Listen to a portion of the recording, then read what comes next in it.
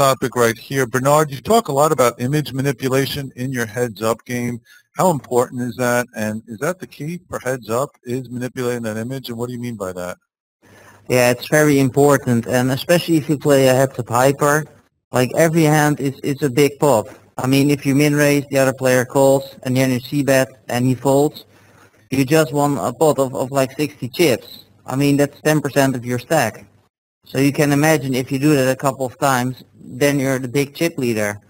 So what you should do during those games is create an image that you're really a passive player.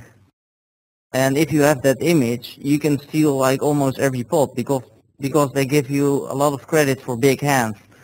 So you see in this example, it's the first hand of a game. If I fold this hand, then the other player will think like, okay, at least he's not raising any two. So he gives me probably more credit during the rest of the game. And it matters if you do that against a regular or if you do that against a random, because if you do it against a random, he will probably think, okay, he's not raising every hand.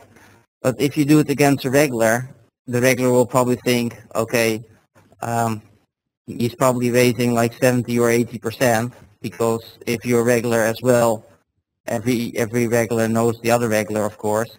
So it doesn't matter too much. But against a random, it's very good for your image. He will give you more credit the rest of the game.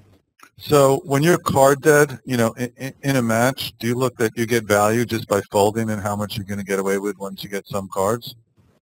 Yeah, for sure. And I mean, what does it do for your image?